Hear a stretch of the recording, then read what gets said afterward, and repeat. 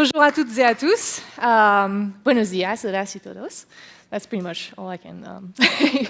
I'm very humbled to be here today at SwitchPoint. I thank all the organizers for inviting me. It's very humbling, and I love seeing all you people here, so that's pretty cool. My name is Celia Hodent. I have a PhD in psychology, and I'm specialized in cognitive development. I've been working in the games industry in the past 10 years.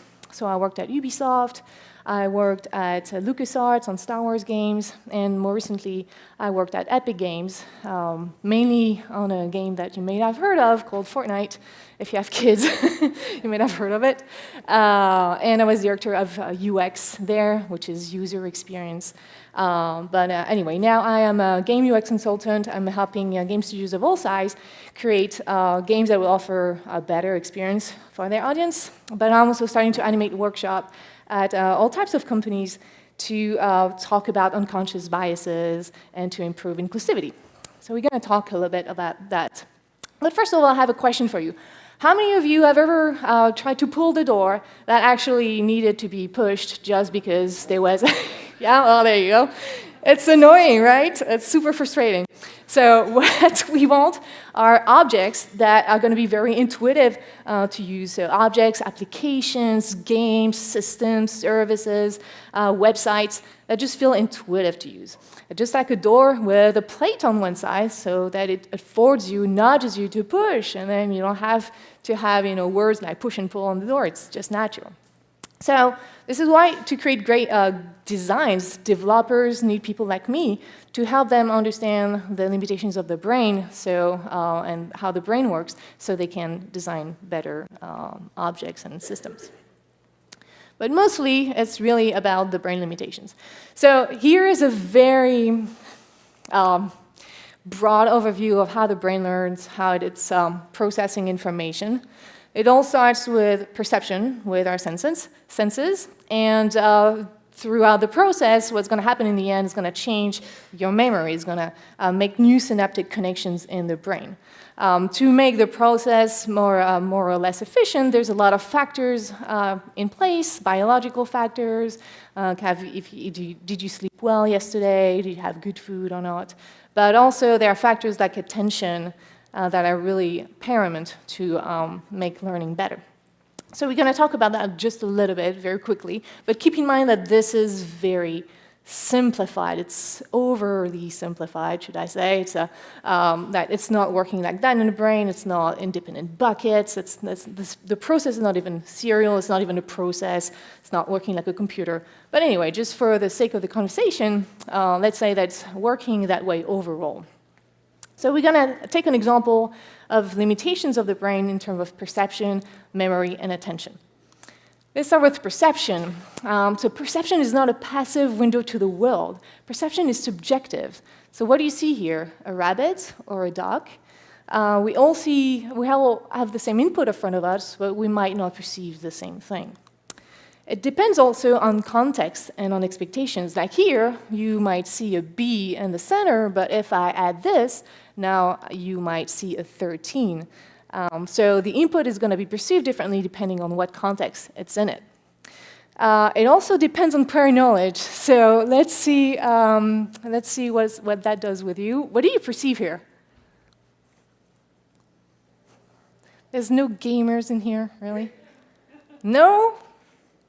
All right. So usually I talk to a lot of gamers, and a few of them, like half of the room, is like, "Oh, it's Street Fighter characters!" And they're so excited about it. So this is how these characters look like, and this is really interesting because see, you not necessarily have had experience with that particular game, and so you just see color stripes. It doesn't mean anything to you. And if you're colorblind, like about 8% of the male population, you feel really left out, that example, and I apologize for that. So we need to remember that we don't all perceive in the same way. So perception seems obvious to us, and a large area of the brain is dedicated to vision, yet our perception is subjective, and we can easily fall prey for illusions.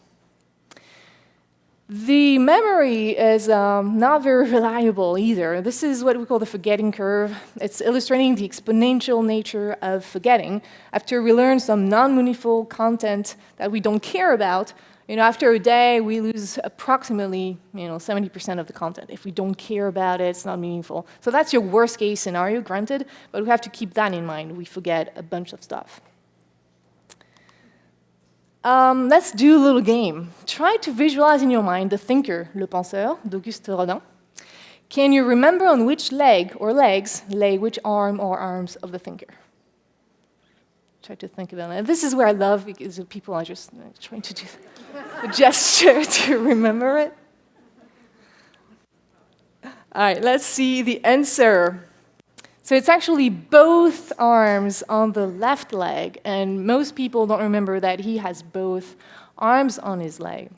And the reason why we don't remember that is because we don't remember things in an accurate way. It's not like a computer. We don't take a picture, and we don't just retrieve the picture. We actually reconstruct memory, so we lose a lot of accuracy when we do that.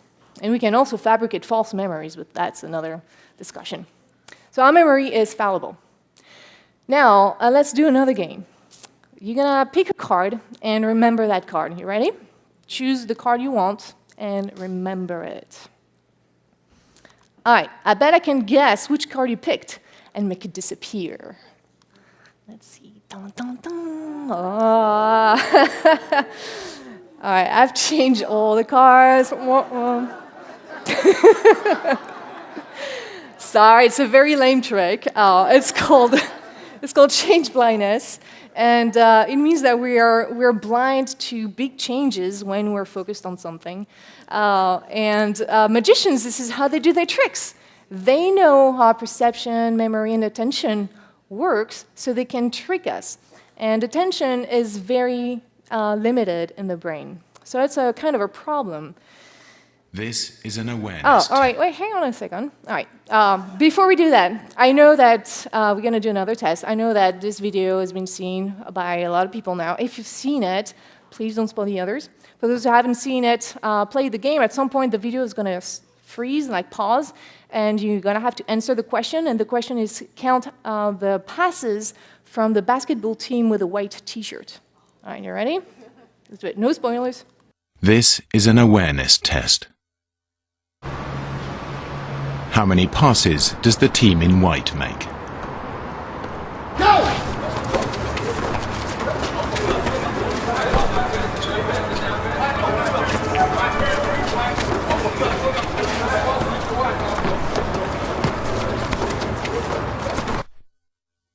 The answer is 13.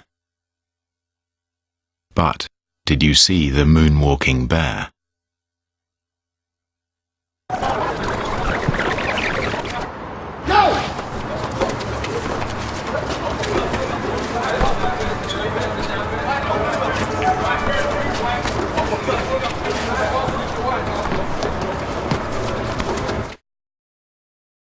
Yeah, so the brain has lousy attentional resources. We're really not good at multitasking.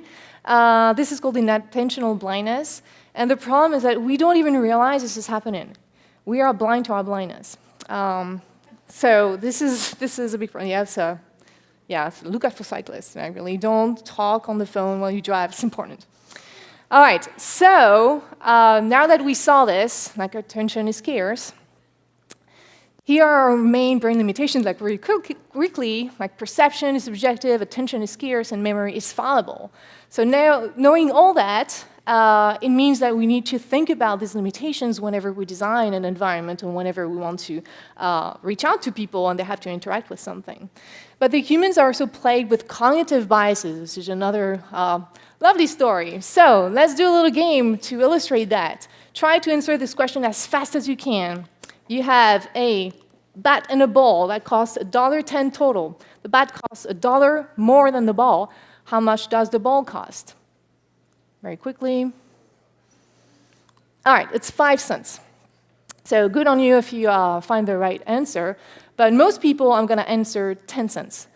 And it's not because we're not logical. It's because the brain has a tendency to take shortcuts. because we don't want to necessarily do the calculation. It's complicated. We're like, oh, I'm hungry, like, geez. So we don't want to do that. This puzzle is part of what was called the cognitive friction test by Shen Frederick, and 83% of MIT students answered wrongly to at least one question. There were 3 questions like these. So don't feel bad. It's not your fault. It's your brain. It's dumping on it. I don't know if you've heard of Daniel Kahneman. He's a psychologist who received a Nobel Prize in economics, and he explains that the brain has 2 systems.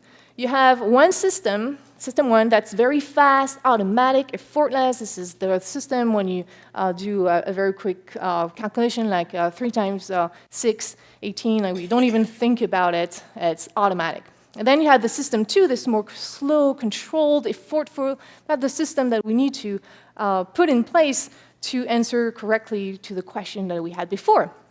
The problem is that it's usually system 1 taking over our life because we can't pay attention to everything because our attentional resources are very scarce.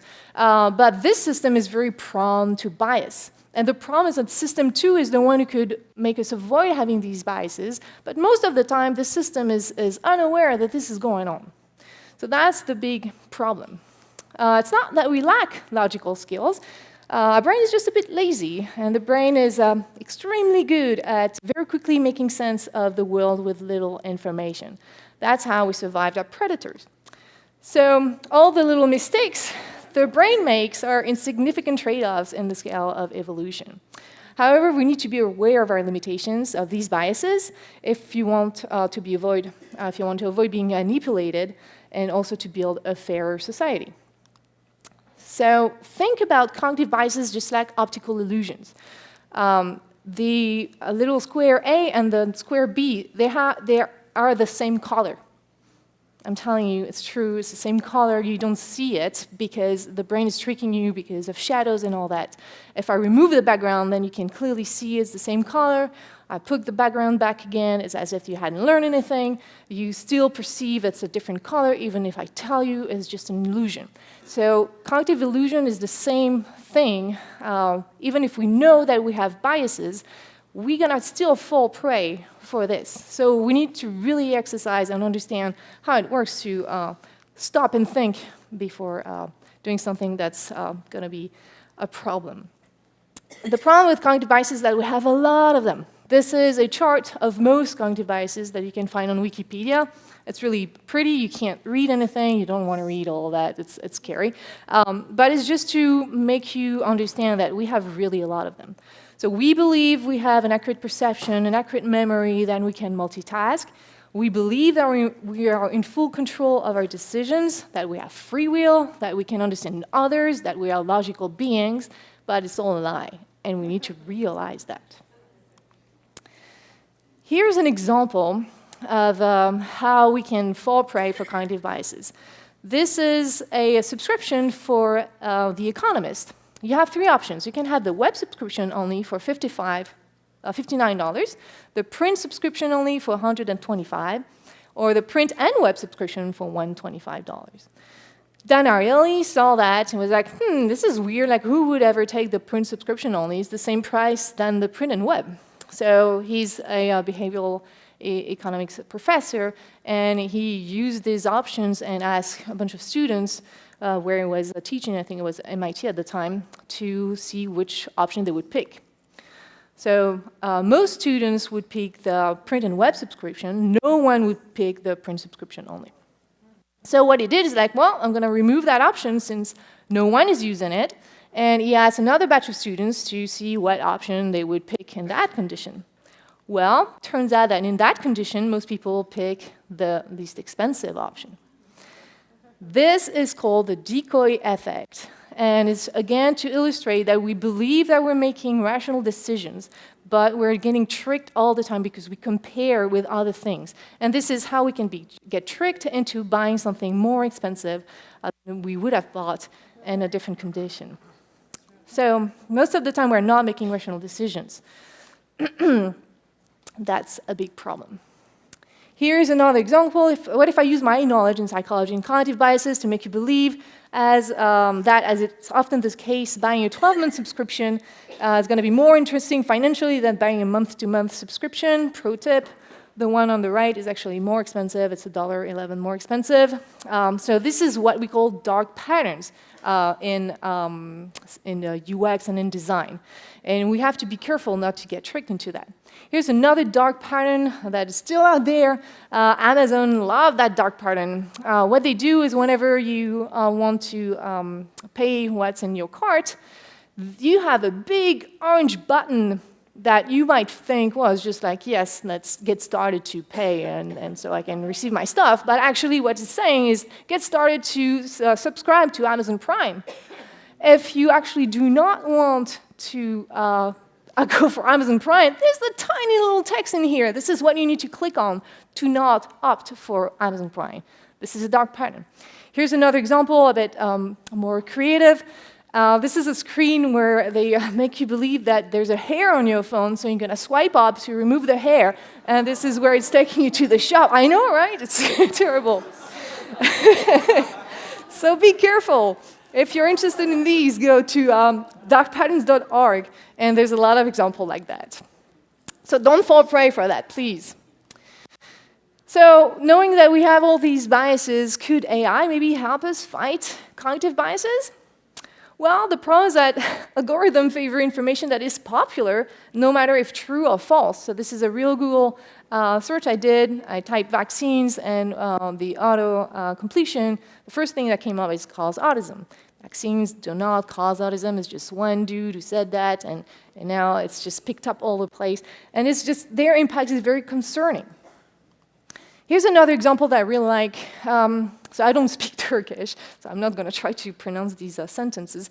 But if you want to use Google Translate to translate English into Turkish, know that in Turkish there's no gender. So if you want to say he is a doctor or she is a doctor, it's going to be turned into the same phrase. It will be doctor, sorry for the awful pronunciation, because there's no gender in Turkish. So now if you revert in Google Translate, you want to enter that phrase in Turkish, turn that, it's translated into he is a doctor. Now if you use the same phrase, but instead of doctor, use nurse, it's translated to she is a nurse. Yeah, this is how gender bias is perpetuated by AI.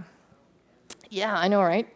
So we need to be careful when we design the teaching environment that AI learns from, because they're going to just pick up our biases and perpetuate it even faster and more strongly than we do at the individual level. So we also need to take our brain limitations and biases in pretty much anything we design.